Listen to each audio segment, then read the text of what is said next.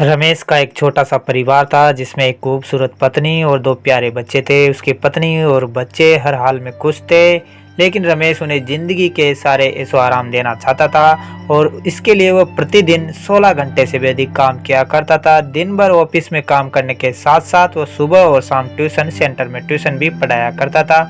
वह सुबह सुबह घर से निकल जाता और आधी रात के बाद घर लौटता था वापिस। बच्चों के लिए उसका चेहरा देखना मुहाल था, क्योंकि सुबह सवेरे उसके घर से निकलने के समय बच्चे सोते रहते थे। देर रात घर में कदम रखने के पहले ही सो चुके होते थे। हाँ, रविवार को जरूर वह घर पर होता तो, लेकिन उस दिन भी वह किसी न किसी काम में व्यस्त रहता था और उसका समय परिवार के साथ न बीतकर काम करते हुए बीतता। परिवार उसके साथ क्वालिटी टाइम बिताने का बस इंतजार करता रह जाता। पत्नी अक्सर उसे कहा करती कि उसे घर में वक्त बिताना चाहिए, बच्चे उसे बहुत मिस करते हैं। उस वक्त वह यही जवाब देता कि यह सब मैं उनके लिए ही तो कर रहा हूँ। बढ़ते घरेलू खर्च और स्कूल खर्च के लिए मेरा ज़्यादा काम करना जरूरी है। मैं उन्हें एक अच्छी जिंदगी देना चाहता हूँ। रमेश की यह दिनचर्या वर्षों जारी रही। वह यूं ही परिवार को अनदेखा कर कड़ी मेहनत करता रहा। इसका प्रतिफल भी उसे मिला। उसे पदोन्नति प्राप्त हुई, आकर्षक वेतन मिलने लगा, परिवार अब बड़े घर में रहने लगा। खाने पीने और अन्य सुविधाओं की उन्हें कोई कमी न रह गई।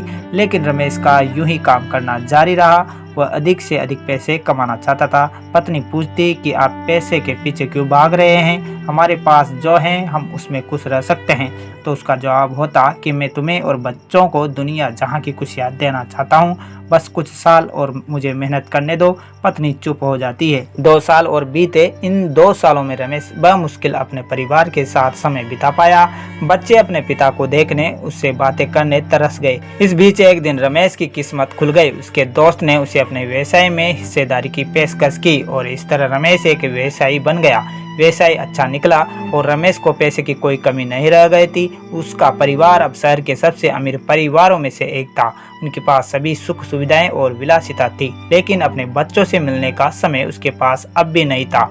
अब तो वह बमुश्किल घर पर रह पाता। उसका अधिकांश समय घर से दूर बिजनेस टूर में ज्यादा रहता था। साल गुजरने के साथ उसके बच्चे बड़े हो गए। अब वे किशोरावस्था में पहुंच गए थे। रमेश ने भी इन सालों में इतना पैसा कमा लिया था कि उसकी अगली 5 पीढ़ियां शानदार जीवन जी सकती थी। एक दिन रमेश के परिवार ने छुट्टी बिताने समुद्र तट स्थित अपने घर जाने की योजना बनाई। बेटी ने उससे पूछा, पापा क्या आप एक दिन हमारे साथ बिताएंगे? रमेश ने जवाब दिया, हाँ जरूर, कल तुम लोग जाओ, मैं कुछ काम निपटा कर 2 दिन में वहाँ पहुँचता हूँ। उसके बाद का मेरा पूरा समय तुम लोगों का है। पूरा परिवार बहुत खुश हो गया। वे समुद्र तट स्थित अपने घर पर चले गए। 2 दिन बाद रमेश वहाँ पहुँचा, लेकिन उस दिन उसके साथ समय बिताने कोई नहीं था। दुर्भाग्य से वे सभी उस दिन सुबह आई सुनामी में बह गए थे। रमेश अपनी पत्नी और बच्चों को कभी नहीं देख सकता था। करोड़ों की संपत्ति होने के बाद भी वह उनके साथ का एक पल नहीं खरीद सकता है। वह पछताने लगा। पत्नी के कहे शब्द उसे याद आने लगे। आप पैसों के पीछे क्यों भाग रहे हो, हमारे पास जो है हम उसमें खुश रह सकते हैं। तो दोस्तों, इस कहानी से हमें यही शिक्षा मिलती है कि पैसा सब कुछ नहीं खरीद सकता, इसलिए पैसों के लिए अपने परिवार को महत्व देना कम मत करें।